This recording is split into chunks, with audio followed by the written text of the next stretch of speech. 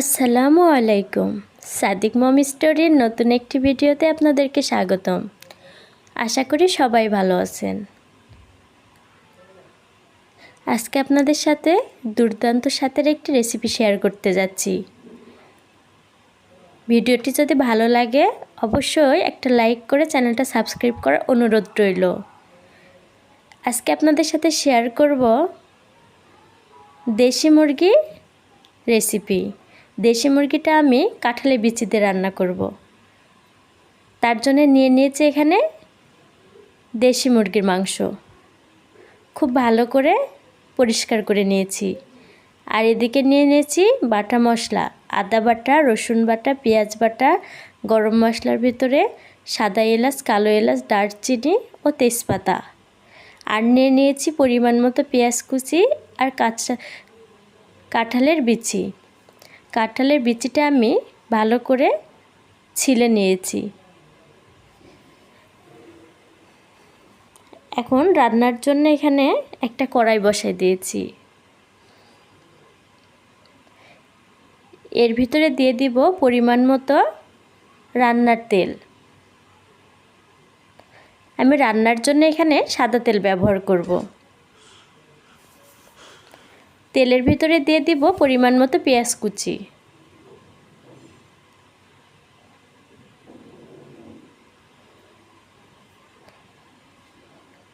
এখন এর ভিতর দিয়ে দিব তেজপাতা, দুইটি তেজপাতা মধ্যে থেকে কেটে নিয়েছি। আর দিয়ে দিব আস্ত শুকনা মরিচ। এখন খুব ভালো করে পেঁয়াজের সাথে নেড়ে চেড়ে নিব। কাঁঠালের বিচি দিয়ে দেশি মুরগির মাংস খেতে কিন্তু অনেক মজা লাগে। অনেকেই হয়তো বা রেসিপিটি জানেন না।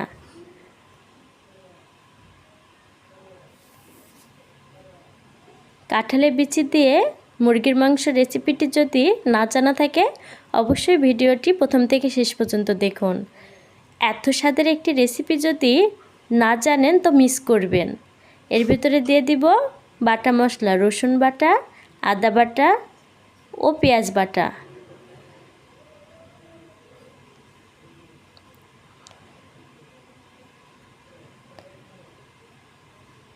এখন খুব ভালো করে পেঁয়াজের সাথে বাটা মশলাটা ভেজে নিব, যাতে পেঁয়াজের থেকে বা আদা রসুনের থেকে কাঁচা গন্ধ না থাকে।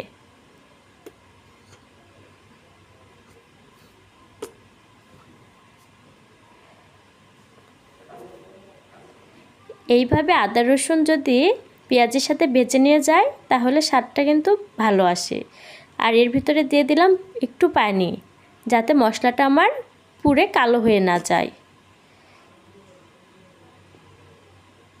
খুব বেশি কিন্তু বাটা মশলা পেঁয়াজের সাথে ভাজা যাবে না, পুড়ে গেলে কিন্তু তেতো তেতো হয়ে যাবে, তখন তরকারির স্বাদটা নষ্ট হয়ে যাবে। এখন এর ভিতর দিয়ে দিব দুইটা কালো এলাচ, দুই টুকরা দারচিনি ও চারটা সাদা এলাচ। কালো এলাচের সাদা এলাচের মুখটা আমি একটু ফাটিয়ে দিয়েছি, যাতে ভিতর থেকে খুব সুন্দর একটা সুঘ্রাণ বের হয়। আমি খুব ভালো করে মশলা কষিয়ে নিব যতক্ষণ না উপরে তেল উঠে আসে। আমি এখনও কিন্তু এখানে গুঁড়া মশলা ব্যবহার করিনি, আমি বাটা মশলা দিয়ে পেঁয়াজের সাথে খুব ভালো করে কষিয়ে নিচ্ছি। অবশ্যই আপনারাও এইভাবে রান্না করার চেষ্টা করবেন, তাহলে দেশি মুরগির স্বাদটা আপনারা পারফেক্ট পাবেন।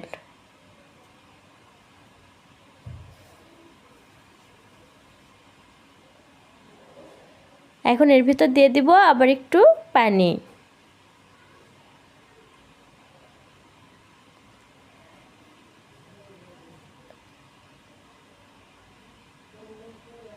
সামান্য পরিমাণে পানি দেওয়ার পরে এখন আমি এখানে ব্যবহার করব গুঁড়া মশলা। প্রথমে দিয়ে দিলাম হলুদ গুঁড়া,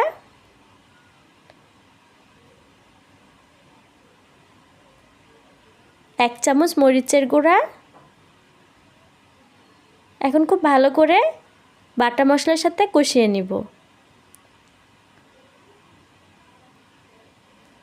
বাটা মশলার থেকে যেন কাঁচা গন্ধ না থাকে, এই জন্য কিন্তু আমি বাটা মশলাটা আগে ভালো করে কষিয়ে নিয়ে পরে আবার একটু সামান্য পরিমাণে পানি দিয়ে গুঁড়া মশলা দিয়ে আবার কষিয়ে নিব। মশলা যত কষানো হবে স্বাদটা তত ভালো আসবে।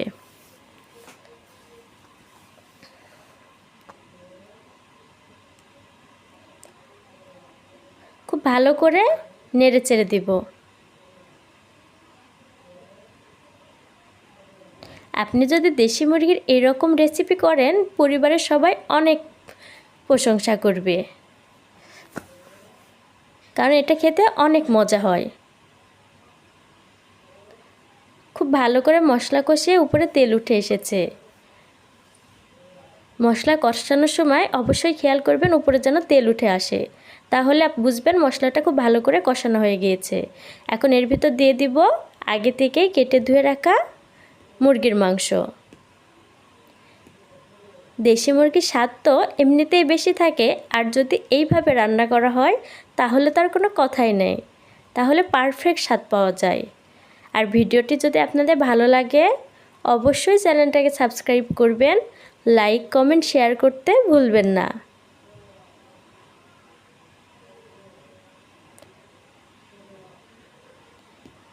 আমি কিন্তু লবণ আগে ব্যবহার করিনি, মুরগির মাংস মশলার ভিতর দেওয়ার পরে লবণ ব্যবহার করতেছি, তাহলে মাংস থেকে যে এক্সট্রা পানি থাকে সেটা বের হয়ে যাবে, আর আমি সেই পানি দিয়ে একবার মাংসটা কষিয়ে নিব। এখনই যদি আমি পানি ব্যবহার করি এখানে, তাহলে কিন্তু মাংসের স্বাদ ঠিকমতো আসবে না। তো আপনারা যদি দেশি মুরগির পারফেক্ট স্বাদ পেতে চান তো অবশ্যই এইভাবেই রান্না করবেন। মাংস দেওয়ার পরে তার উপরে লবণ ব্যবহার করবেন, তখন মাংস থেকে যে পানি ছেড়ে দেবে সেই পানি দিয়ে কষিয়ে নেবেন। খুব ভালো করে কষিয়ে নিব, আর জালটা অবশ্যই মিডিয়ামে রাখবেন, তাহলে মশলাগুলো মাংসের ভিতরে খুব ভালো করে ঢুকে যাবে।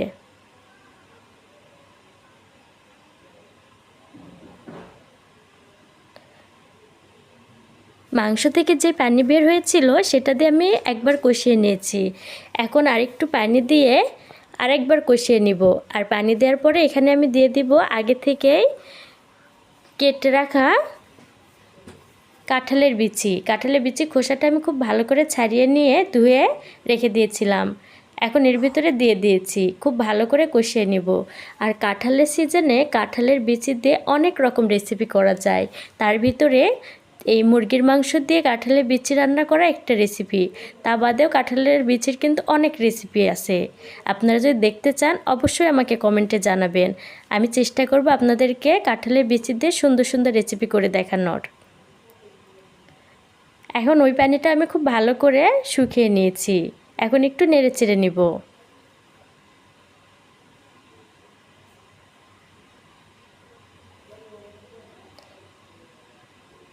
আমার কাছে তো মনে হয় কাঁঠালের থেকে কাঁঠালের বিচির স্বাদটাই বেশি ভালো। আমি তো কাঁঠালের থেকে কাঁঠালের বিচিটাই বেশি পছন্দ করি। এখন এর ভিতরে দিয়ে দিব ঝোলের পানি। আমি খুব ভালো করে কিন্তু 2 বার কষিয়ে নিয়েছি। আর দেশি মুরগিটা যেহেতু একটু শক্ত হয়, তো একটু সময় নিয়েই কষাতে হবে। মাংসটা আমার খুব ভালো করে সিদ্ধ হয়ে গিয়েছে, এখন আমি এর ভিতরে ঝোলের পানি দিয়ে দিয়েছি।